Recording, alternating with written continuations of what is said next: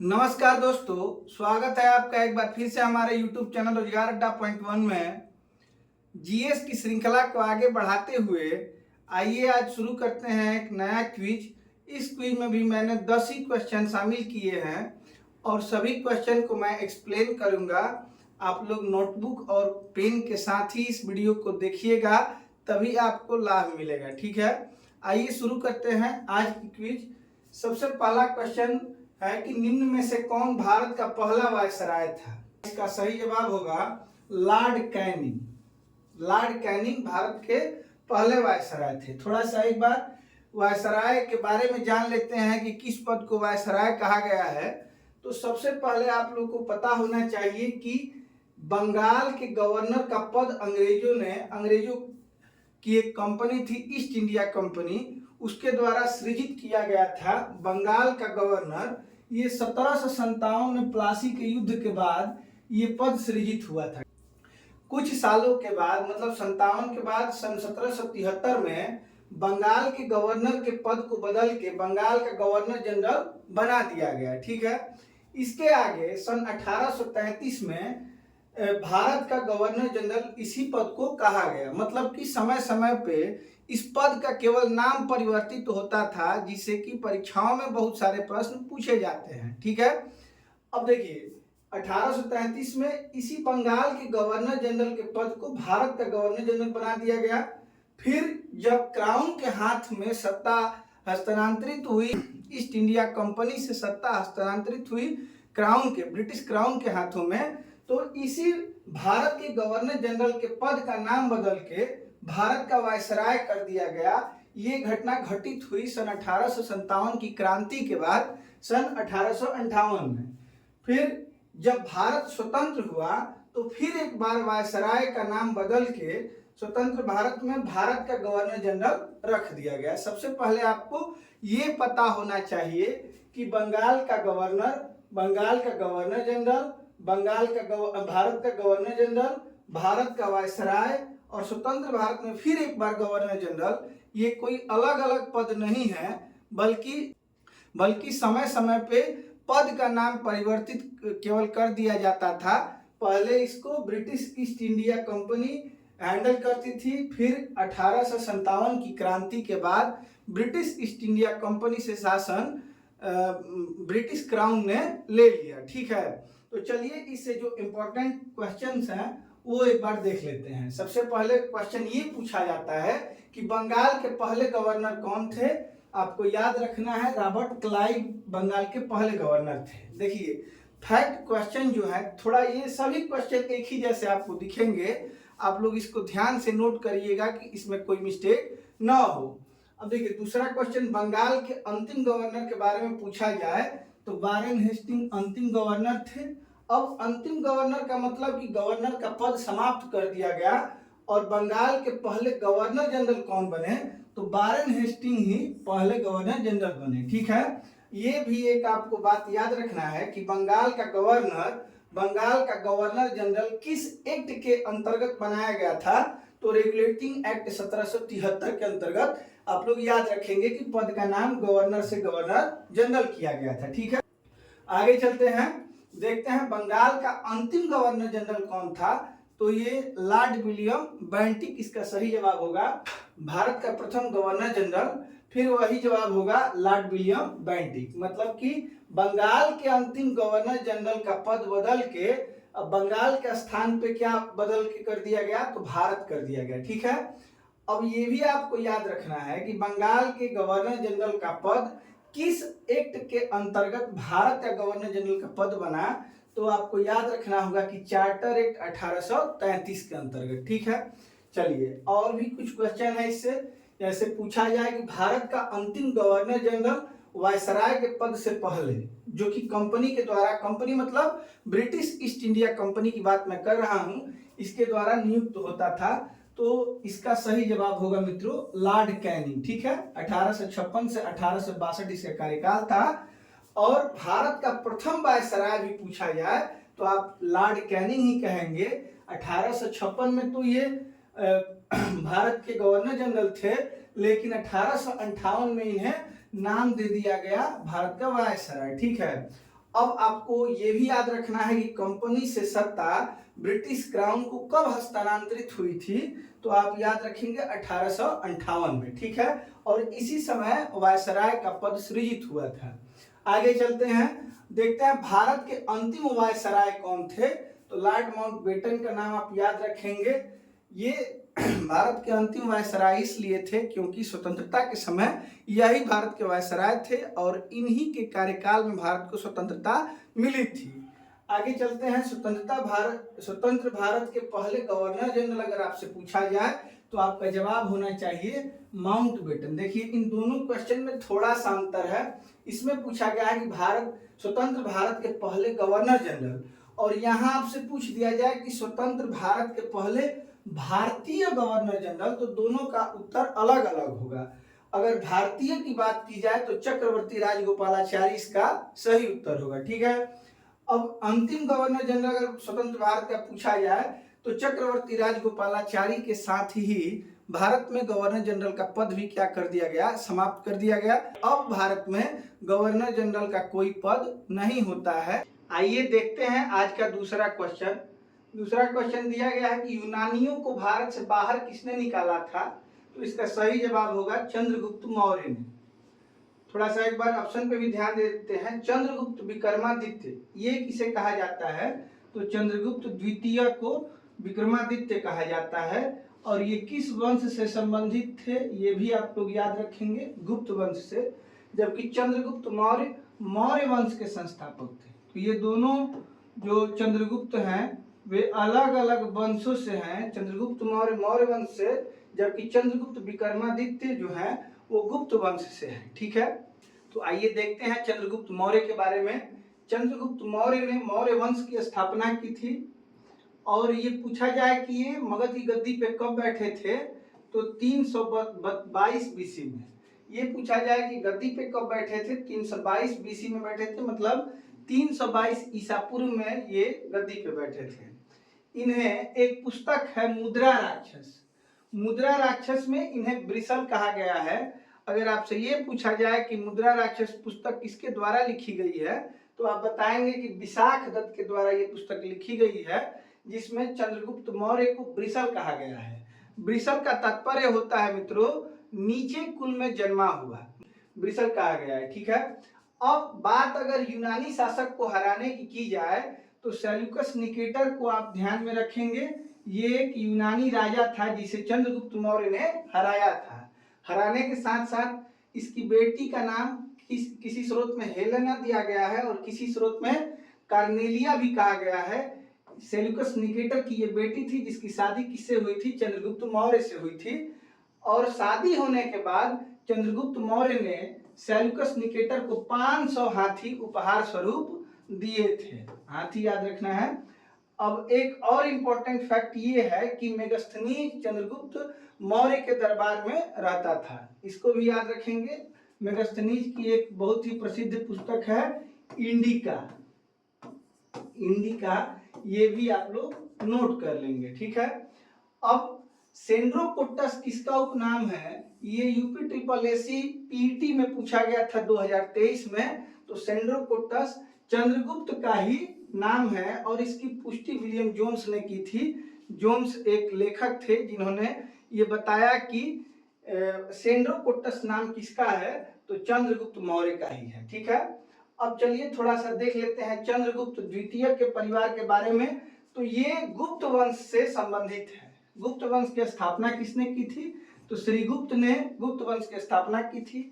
और भी शासक हुए लेकिन जो पहला प्रतापी शासक हुआ इस वंश में वो चंद्रगुप्त प्रथम थे, ठीक है। इनके पुत्र का नाम समुद्रगुप्त था। समुद्रगुप्त से बराबर परीक्षाओं में प्रश्न पूछे जाते हैं। इससे सबसे महत्वपूर्ण बात यह है कि इन्हें भारत का नेपोलियन कहा जाता था क्योंकि ये युद्ध कला में माहिर थे और इन्होंने कई युद्ध जीते थे, ठीक है। और दूसरी बात समुद्रगुप्त से ये है इंपॉर्टेंट कि वे एक संगीत प्रेमी थे। संगीत प्रेमी इसलिए इसका साक्ष्य कहाँ से मिला है, तो गुप्त काल के सिक्कों पे समुद्रगुप्त का चित्र मिलता है जो कि वीणा के साथ था। तो ये भी पूछा जाता है कि किस गुप्त शासक का वीणा के साथ चित्र सिक्कों पे पाया गया है, तो याद रखेंगे समुद्रगुप्त।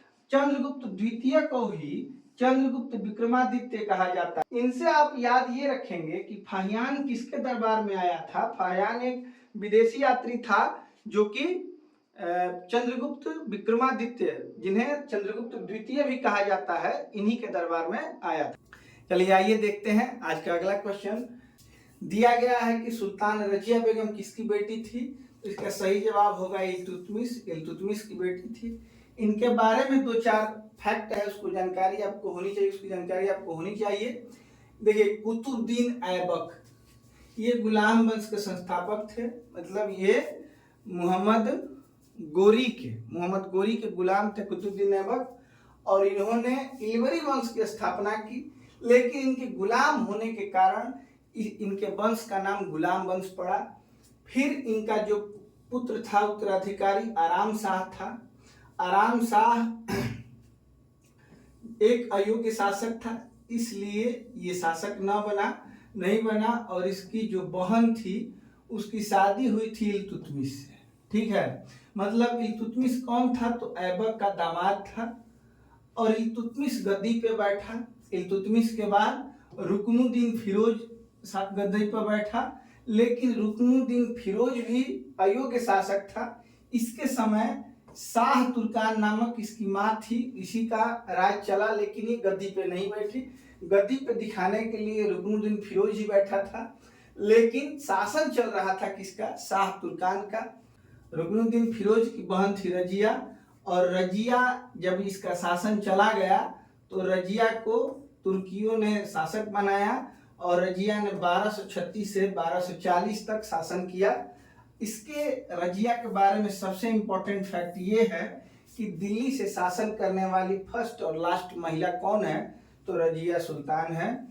तो इसका सही जवाब होगा मित्रों कि ये इल्तुतमिश की बेटी थी। ये आपको ध्यान रखना है। ठीक है, इल्तुतमिश कौन था, तो इल्तुतमिश कुतुबुद्दीन ऐबक का दामाद था, ये भी याद रखना है। आगे चलते हैं। निम्न में से किसने गदर पार्टी की स्थापना की।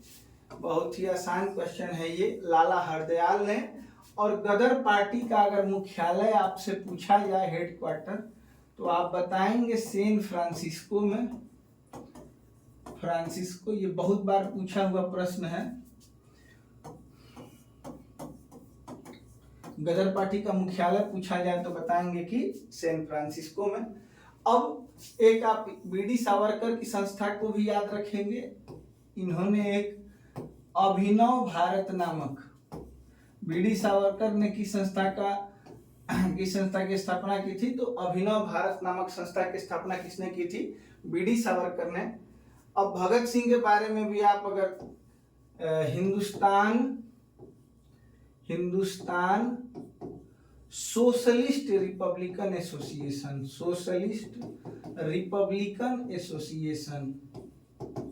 ठीक है, तो भगत सिंह ने किस संस्था की स्थापना की थी, Hindustan socialist republican association. BD Savarkar के बारे में आप याद रखेंगे कि इन्होंने अभिनव भारत नामक संस्था की स्थापना की थी। गदर पार्टी की स्थापना किसने की थी, लाला हरदयाल ने की थी। और गदर पार्टी का मुख्यालय कहाँ था मित्रों, तो सैन फ्रांसिस्को में। ये भी आपको याद रखना है। चलिए चलते हैं अगले क्वेश्चन पे। इसमें दिया गया है कि महात्मा गांधी ने वर्ष 1930 में सविनय अवज्ञा आंदोलन कहाँ से आरंभ किया था। तो सविनय अवज्ञा आंदोलन की शुरुआत जो हुई थी मित्रों, साबरमती आश्रम से हुई थी।